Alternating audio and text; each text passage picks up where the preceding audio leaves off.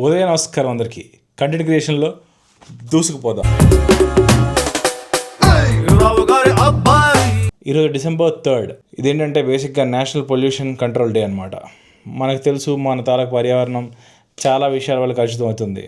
మనం పీల్చాల్సిన స్వచ్ఛమైన గాలి కూడా ఒక కమ్యూనిటీ లాగా అయిపోయింది అనమాట.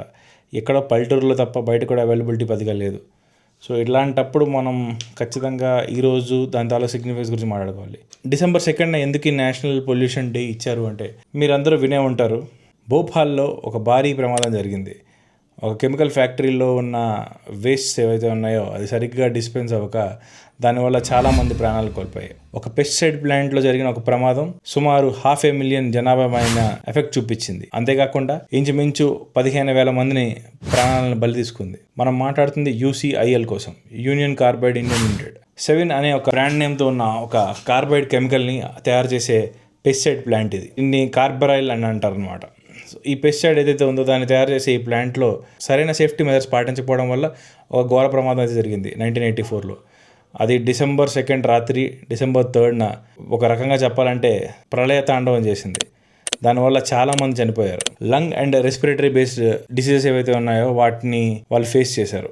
ఇలా రకరకాల ఇబ్బందులతో చాలామందికి ఇప్పటికి కూడా సతమతం అవుతున్నారు. మిథైల్ ఐసోసైనైడ్ అనే ఒక ప్రమాదకరమైన గ్యాస్ లీక్ అయింది. ఫాల్టీ వాల్వ్స్ అనే ఉండిపోయాయి అనమాట. ఆ గ్యాస్ నిల్వ చేసే ట్యాంక్ని సేఫ్టీగా ఉంచడానికి ఉండే వాల్వ్ అనమాట అది. సో అది ఫాల్టీ అయ్యింది. ఈ MIC ఏదైతే ఉందో అది ఒక హైలీ వాలటైల్ అనమాట. అది దేంతో పడితే దాంతో రియాక్ట్ అవుతుంది. వాటర్తో రియాక్ట్ అవుతుంది, యాసిడ్స్తో రియాక్ట్ అవుతుంది, కొన్ని హెవీ మెటల్స్ కూడా రియాక్ట్ అవుతుంది అనమాట. దాన్ని జనరల్గా ఒక రిఫ్రిజిరేటెడ్ కంటైనర్లో ఉంచుతారు. కానీ కాస్ట్ కట్ చేయడానికి ఏ స్టేజ్లో అయితే దాన్ని జాగ్రత్తగా పరుస్తారో ఆ స్టేజ్లోనే దానికి కావాల్సిన జాగ్రత్త ఏదైతే ఉందో అది తీసుకోవడం మానేశారు. ఈ ఫాల్టీ వాల్వ్ వల్ల ఏమైందంటే ఈ MIC వచ్చేసి వాటర్తో కలిసింది. వాటర్తో కలిసిన వెంటనే ఒక హైలీ ఎక్సోథెర్మిక్ రియాక్షన్ అనేది ప్రొడ్యూస్ అయింది. ఎక్సోథెర్మిక్ రియాక్షన్ అంటే high amount of heat release చేసే రియాక్షన్ అనమాట. జనరల్గా ఏదైనా సిస్టమ్ ఎట్లా పనిచేస్తుంది అంటే amount of heat produce should be equal to the amount of heat removed అనమాట. అప్పుడే ఆ తాలూకా సిస్టమ్ ఈక్విలిబ్రియంలో ఉంటుంది. అది రిమూవ్ చేసే మెకానిజం ఏదైతే ఉందో అది లేకపోవడం వల్ల విపరీతంగా ఇంకా హీట్ ప్రొడ్యూస్ అయిపోయింది. దానివల్ల రన్అవే రియాక్షన్ అనేది ఒకటి స్టార్ట్ అయింది అనమాట. సో ఇంత అయినప్పుడు కూడా ఇంకా 2 సేఫ్టీ మెజర్స్ ఉంటాయి అనమాట. ఒకటి వచ్చేసి VGS అంటారు, which is vent gas scrubber అంటారు. అందులోకి ఆల్రెడీ రియాక్టెంట్ గ్యాసెస్ ఏవైతే ఉన్నాయో అవి వెళ్తే డిపెండ్ అపాన్ ద గ్యాసెస్ అనమాట. ఏవైతే సాల్యుబుల్ గ్యాసెస్ ఉన్నాయో అవి డైరెక్ట్గా వాటర్తో కలిసి గ్యాసియస్ స్టేట్ నుంచి లిక్విడ్ స్టేట్కి ఫామ్ అవుతాయి. అలా కాకుండా ఫర్ ఎగ్జాంపుల్ ఈ కేసులో అయితే MIC ఉంది కదా, అది సోడియం హైడ్రాక్సైడ్తో NaOHతో కలిసి కొంచెం లెస్ వాలటైల్ అవుతుంది. అండ్ గ్రాడ్యువల్గా వెంటింగ్ ప్రాసెస్కి వెళ్ళేటప్పటికి దాని తాలూకా టెంపరేచర్ తగ్గి అది లిక్విడ్ స్టేట్కి వచ్చేటట్లు తయారు చేస్తుంది. ఆ సిస్టమ్ కూడా ఫెయిల్యూర్లోనే ఉంది. అండ్ ఇవన్నీ అయ్యేసరికి ఇంకొక సేఫ్టీ మెథడ్ కూడా ఉంటుంది, which is called flare tower అనమాట. ఈ ఫ్లేర్ టవర్ ఏంటంటే, సో ఫ్యాక్టరీలో డిఫరెంట్ టన్నెల్ సిస్టమ్స్ లాంటివి ఉంటాయి ఫర్ ఇజెక్టింగ్ ద గ్యాసెస్ అనమాట. వేస్ట్ గ్యాసెస్ ఏవైతే ఉన్నాయో అవి డైరెక్ట్గా అట్మాస్ఫియర్లో పంపిస్తే ఇష్యూ అవుతుందని చెప్పి ఫ్లేర్ హెడర్ ద్వారా పైకి వెళ్తాయి అనమాట. అంటే బేసిక్గా ఒక చిమ్నీ లాగా ఉంటుంది. ఆ చిమ్నీ లాంటి దాంట్లో ఈ గ్యాసెస్ అన్ని వెంట్ అవుతాయి. హై టెంపరేచర్ ఫ్లేమ్ వచ్చి దాన్ని బర్న్ చేస్తుంది అనమాట. దాంట్లో వేరియస్ ఫిల్టరేషన్స్ కూడా ఉంటాయి. వేపర్ ఏదైతే ఉందో అది తీసేస్తుంది. సో ఈజీగా డ్రై గ్యాసెస్లా ఉండేవి బర్న్ అవ్వడానికి అయ్యేటట్లు తయారు చేసి పైన వెంట్ టవర్ పంపిస్తారు అనమాట. ఆ వెంట్ టవర్లో ఇది హై టెంపరేచర్లో ఫ్లేమ్ వచ్చేసరికి ఆటోమేటిక్గా ఆ తాలూకా వేస్ట్ ఏదైతే ఉన్నాయో మొత్తం కాలిపోయి మనకి మోస్ట్ ప్రాబబ్లీ అంత పొటెంట్ ఉన్న గ్యాసెస్ పైకి ఉండవు. ఒక 40 tons of this MIC mix with water reaction అనేది జరిగింది. దాని తర్వాత ఇన్ని సిస్టమ్స్ ఫెయిల్యూర్ అయ్యాయి అనమాట. సేఫ్టీగా పెట్టిన 3 మెకానిజమ్స్ కూడా ఫెయిల్ అవ్వడానికి one of the main reason ఏంటంటే కాస్ట్ కటింగ్ అని చెప్పి వాళ్ళు తగ్గించడం, స్టాఫ్ లేకపోవడం, ఆల్రెడీ ఉన్న స్టాఫ్కి అంత అవేర్నెస్ లేకపోవడం అండ్ మెయింటెనెన్స్ లేకపోవడం. ఎందుకంటే ఈ ఫ్లేర్ టవర్ ఏదైతే ఉందో విచ్ ఇస్ క్రూషియల్ సిస్టమ్ అనమాట, అట్లాంటిది 3 months నుంచి పనిచేయట్లేదు. ఈ సరైన మెకానిజమ్స్ పనిచేయకపోయేసరికి ఆ గ్యాస్ అనేది లీక్ అయింది. ఆ రాత్రి చుట్టుపక్కల రెసిడెంట్స్ ఎవరైతే ఉన్నారో వాళ్ళందరికీ కళ్ళు మంటలు స్టార్ట్ అయ్యాయి.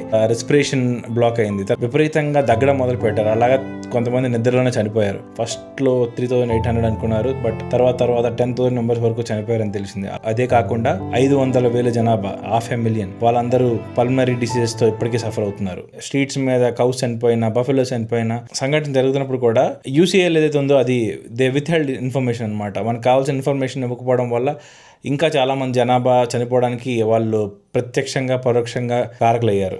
తర్వాత ఒక ఎఫ్ఐఆర్ అనేది ఒకటి లాడ్జ్ అయ్యింది. యూసీసీ తాలూకా CEO ప్రెసిడెంట్ ఎవరైతే ఉన్నాడో వారెన్ ఆండర్సన్, ఆయన December 7, 1984 ఇండియా వచ్చాడు. దాని తర్వాత ఆయన అరెస్ట్ చేశారు. అరెస్ట్ చేసి జైలుకి తీసుకెళ్లారు. But within no time ఆయనకు ఒక $2,000 ఫైన్ వేసి బెయిల్ ఇచ్చారనమాట. బెయిల్ ఇచ్చిన తర్వాత ఇండియా నుంచి మెల్లిగా జారుకున్నాడు అనమాట. అప్పటి నుంచి మళ్ళీ ఇండియా ఎప్పుడు రాలేదు. ఆయన ఎందుకు అలా వదిలేశారనేది ఎప్పటికీ తెలియట్లేదు. కానీ చాలా మంది అనుకుంటున్నారు ఏంటంటే US గవర్నమెంట్ నుంచి వచ్చిన ఒత్తిడి వల్ల వదిలేశారని చాలా మంది అనుకుంటున్నారు. 92 years తర్వాత ఒక్కసారి కూడా ఏ ట్రైల్ ఫేస్ చేయకుండా ఆయన చనిపోయాడు ఫ్లోరిడాలో. శుభ్రంగా 92 సంవత్సరాలు after this world's worst nightmare create చేసి, ఇండస్ట్రియల్ నైట్ మేర్ అనమాట క్రియేట్ చేసినా కూడా ఆయన 92 సంవత్సరాలు హ్యాపీగా బతికేశాడు సెక్లూజన్లో. రిపీటెడ్ వారెంట్ చేసినా సరే ఎప్పుడు ఆయన ఇండియన్ కోర్ట్ ముందు హాజరుపడలేదు. US ఎక్స్ట్రాడిషన్ ట్రీటీస్ ఏవైతే ఉన్నాయో అవన్నీ ఇండియాకి అగేన్స్ట్గా ఉండి ఆయన్ని అక్కడ నుంచి అరెస్ట్ చేసి ఇండియా తీసుకురావడానికి కూడా వాళ్ళు కోఆపరేట్ చేయలేదన్నమాట. సో 1989లో ఒక కాంట్రవర్షియల్ సుప్రీంకోర్టు తీర్పు ద్వారా $470 million చెల్లించేసి ఈ కార్బైడ్ ఫ్యాక్టరీ ఏదైతే ఉందో వాళ్ళ చేతులు దులిపేసుకున్నారు.